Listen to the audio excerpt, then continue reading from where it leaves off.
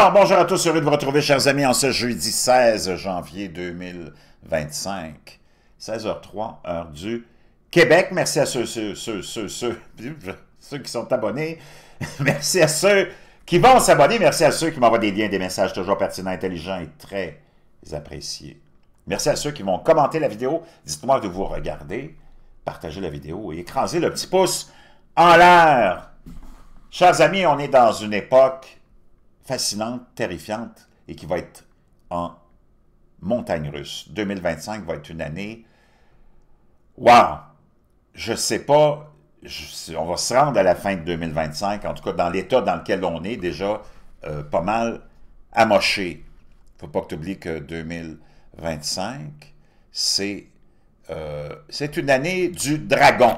Pas du dragon, je me mélange toujours, mais une année du serpent. Et dans les zodiaques chinois, chaque année de cycle de 12 ans est représentée par un animal du zodiaque. En 2013, c'était l'année du serpent. Au cours du dernier siècle, chaque année du serpent a été marquée par au moins un événement qui a influencé de façon significative le cours de l'histoire. En 2001, il y a eu les attentats du 11 septembre. 4 avions de ligne ont été détournés, se sont écrasés sur des bâtiments de New York, tu le sais, des tours jumelles. Aussi en Pennsylvanie, en Virginie aussi, sur le Pentagone. Et en 89, on a eu l'effondrement, une autre année du serpent, du communisme. En 77, il y a eu la fin de la révolution culturelle en Chine. En 65, c'était le début de la révolution culturelle, mais en 77, c'était en toutes des années du serpent, celle dont je te parle, là. Il y a eu des millions de citoyens chinois qui ont été injustement persécutés, torturés et tués. En 53, la Chine et les États-Unis ont signé l'accord d'armistice qui mettait fin à la guerre de Corée.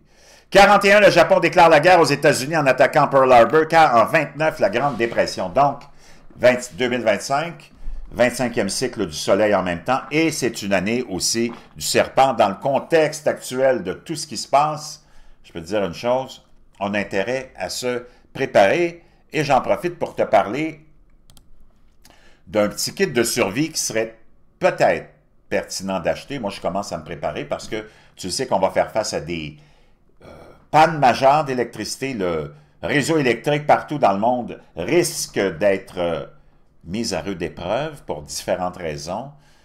Et si on n'est pas préparé, au pire, tu vois ce qui se passe en Californie, tu vois ce qui se passe partout, les tremblements de terre sont en augmentation partout, les cataclysmes, les tempêtes.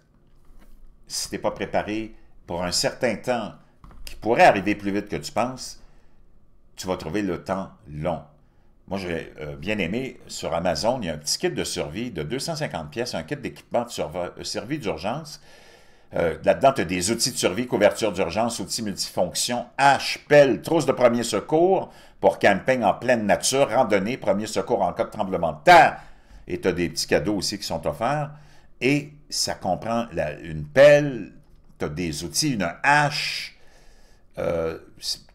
ici je pense que c'est un stylo, lampe de poche, lanterne, d'autres, en tout cas c'est plein des outils de pêche, naturellement de la corde, tu as besoin de coton-tige,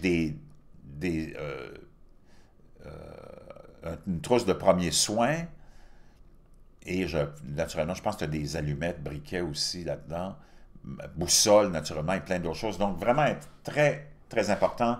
Je te parlerai d'autres produits aussi comme des aliments déshydratés et plein d'autres choses parce que l'année 2025, ça ne va pas être une année comme les autres puisqu'il s'en vient non plus. Tu le vois, on prépare la guerre partout, on parle de guerre partout. Donc, c'est pour 66 $, je peux te dire une chose, ça vaut la peine. Je te laisserai le lien dans la boîte de description. Ce dont je vais te parler, c'est la folie suivante. Moi, j'en revenais pas, je pensais même pas que ça pouvait être possible, là, mais en Californie, imagine-toi qu'il y a un jeune homme, en 2019, je pense, qui s'est fait arrêter parce qu'il était sur... il attendait le train, il était sur le quai, puis il mangeait un sandwich. Puis la police est arrivée à lui, l'a arrêté, parce qu'il s'est interdit de manger un sandwich. Puis ils l'ont arrêté, puis ils l'ont emprisonné pour ça. Tu n'es pas en Chine, là, tu es en Californie, l'État le plus supposément gauchistoïde qu'il n'y a pas, le plus émancipé qu'il n'y a pas. Puis, oui, il est interdit de manger dans les zones payantes du système de Bay Area Rapid Transit de Californie en attendant un train. Cela comprend les repas sur les quais et à l'intérieur des trains. Explication qu'on nous donne. Il est interdit de manger dans les zones payantes du BART par la loi de l'État et par la politique du BART. Là, ça, c'est le Bay Area Rapid Transit. Cette politique vise à maintenir les stations et les trains du BART propres. Ben, pourtant, il n'y a pas de poubelle, quoi. Ils prennent les gens comme pour des idiots. Les usagers peuvent manger et boire dans les zones gratuites des stations BART situées à l'extérieur des portiques tarifaires. En 2019, un homme a été arrêté et cité à comparaître pour avoir mangé un sandwich sur le quai. J'ai la vidéo de ça. Je vais te la trouver. C'est complètement hallucinant. Moi, j'en revenais pas, là, mais c'est ça. Je sais